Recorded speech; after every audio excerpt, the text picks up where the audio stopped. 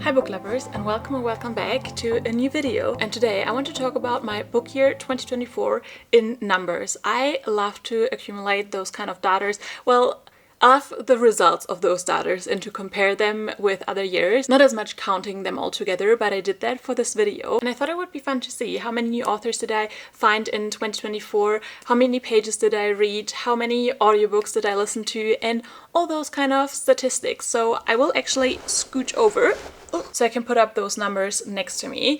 And I have my phone here because that is where I have all that data. And I will also leave all the questions that I'm going to answer for today down below in the info box. So if you want to do this type of video, then feel free, and I'll have all the questions down below. And even if you just want to answer some of those questions in the comments, I'll be very happy to read through them because I'm always curious how your reading year was. So let's start with the first question, and that is, what was my goal that I wanted to reach book-wise for 2024? And I set my goal first actually to have, I think, maybe like 80 books, because that's what I usually read in a year. But then I switched it up to 100, and I did read even more than that. I actually read 116 books. So I reached my goal and surpassed it even. And for 2025, so for this year, I also set my goal to read 100 books. I feel like that's a good number, and even if I don't reach it, that's okay, but that is the goal. Then I wanted to see, out of those 116 books, how many did I actually listen to, and I listened to 10 audiobooks.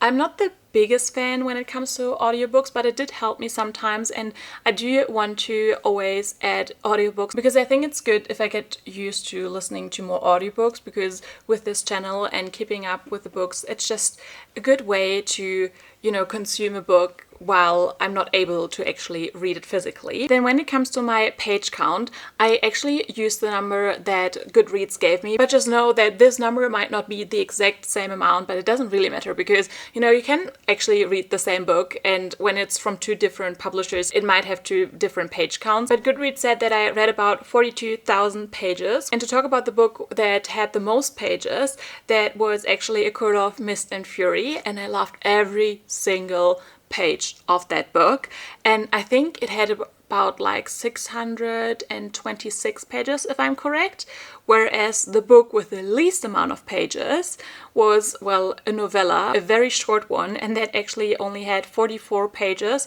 and that was Rosie and the Dreamboat by Sally Thorne, and that was part of the novellas collection that came out from like Amazon with a bunch of different authors for Valentine's Day. Then my average rating, and again I took this number from Goodreads, so it might be slightly different because Goodreads doesn't have like half or even quarters of a number. You can only be like, it's 3-star or 4-star, but nothing in between. But on Goodreads I had a 3.7 star rating, which I feel like is quite good, and that might actually also has to do that I had quite a few 5-star reads in 2024, which makes me so happy. And I actually have a whole video where I talk about all my 5 stars that I had last year, and I had 14. In that video, I can leave it down below as well. I actually only talked about 13 because by then I hadn't read Beartown yet, and Beartown is a 5-star read as well. And when it comes to 1-star reviews, I am very pleased to say that I actually only had 2 1-star reads, and that also has to do, like, a book has to be tragically bad for me to give it a 1-star review, and more or less I would rather DNF a book than actually make myself read it and make myself hate myself to finish that book. And then I also have 2 DNFs, and I don't know how I feel about this because there are definitely more books that I wish I would have DNF'd, but I have a very hard time DNFing a book. And if you have any tips, like, please let me know, because especially with this channel, I don't want to waste time on a book that I think I won't enjoy just because I feel sort of guilty for starting a book and then not finishing it. Then the next question is, how many new releases did I read in 2024? So I read 34 2024 releases, and I feel like that's very good. And obviously I want to see what stuff came out to also recommend them to you if it's worth picking it up or not. But yeah, I feel good about 34 new releases, and I hope I will get around the same number for next year. Now let's talk about authors of 2024. And my first question that I wanted to answer is, how many different authors did I actually read in 2024? And I thought I read way less different authors than I actually did, because I did read 70 different authors, and I feel very good about that, because especially when you start a series and you read several books of that series, then you read them from one author, and I felt like that I did that quite often, so I thought that that number would be way less. And then I also wanted to see how many of those authors that I read did I read for the first time in 2024? And also that number kind of surprised me, because if you would have asked me, and just feeling wise, I would have thought that I would pick up the same authors over and over again because I know what I like, and obviously that is more of a safer bet than a new author. But I'm surprised to say that I, let me see, read 44 new authors in 2024. Like, I tried out 44 new authors, and I think that is so great. Like, I feel very good about that number. And if I would predict this for next year, because I would love to do this same take next year, I think I would actually read less new authors, because the more authors you try out, the more authors you also find that you love, and then you want to read more from then, if that makes sense. So I hope that maybe I will still try out around like 30 to 40 new authors. That would be amazing. And then, as I said, feeling wise, I thought I read the same authors again and again. So I also wanted to see which authors did I read the most in 2024. And I have my top 3 authors, well, when it comes to how many books I read by them in one year. And the first one is Tara Mafi, and that makes sense because I did finish the Shatter Me series, and I also read the novellas in between, and I counted each novella as like a separate book, because it technically is. So I read 5 books by Tara Mafi. I read the first novellas and the first books of the Shatter Me series the year prior, so otherwise I think she would have been my top author probably. But yeah, 5 books by Tara Mafi. And then the next author, also kind of a surprise, but I read also 5 books by Ellie Hazelwood, and that's also due because she actually came out with 4 books or stories last year. There was Bride, obviously, then Not in Love, which was her contemporary romance, then 2 novellas. The one was Play Along? No, Two Can Play, I think. Like, that one I listened to as an audiobook. And then there was her other novella that was part of like a Christmas novella collection by different authors. Really, really loved that one. Like, I wish that would have been a whole book. But yeah, I read all the new releases by her from last year. And then on top of that, I also read Check and Mate by her. But there's actually one author that tops both of them, and that is Rena Kent with 6 books. And I kind of already knew that she would be the author I read the most books of when I did the statistics, because I read her entire series, the Legacy of God series, in like a week, and it's 6 books. Like, that is the only series besides maybe the Natural series that I truly binged in 2024.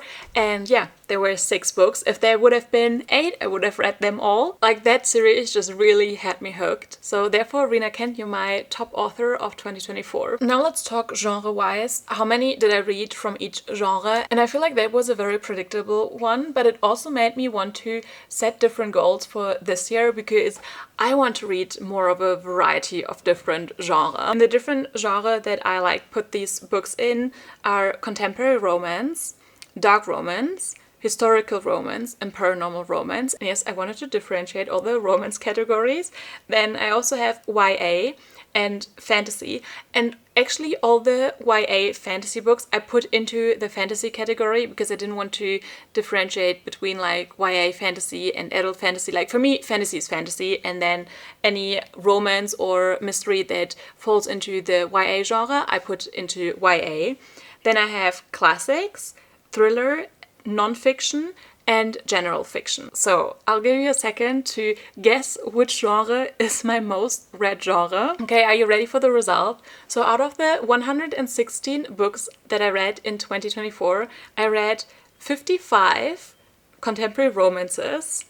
On top of that, I also read 7 dark romances, 1 historical romance, and 4 paranormal romances.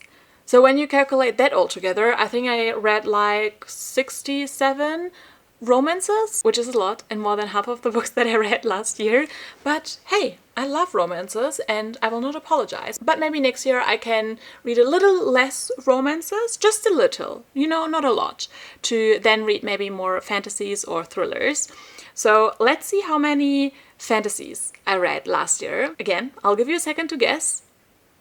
Okay, I hope that was enough time for you guys. So I read 30 fantasy books, and I think that's pretty good. To be honest, it kind of feels like I read more fantasies, but I think that's also just due to this being like the second biggest genre that I've read from, and 2 years ago I haven't read any fantasy, so maybe it just feels a lot because this genre is like newer to me. Then I read 6 YA books, and when it comes to general fiction, I read 7 books, and that's a number that I would definitely like to work on this year. So maybe I can read between like at least 10 to maybe 20 is a bit high.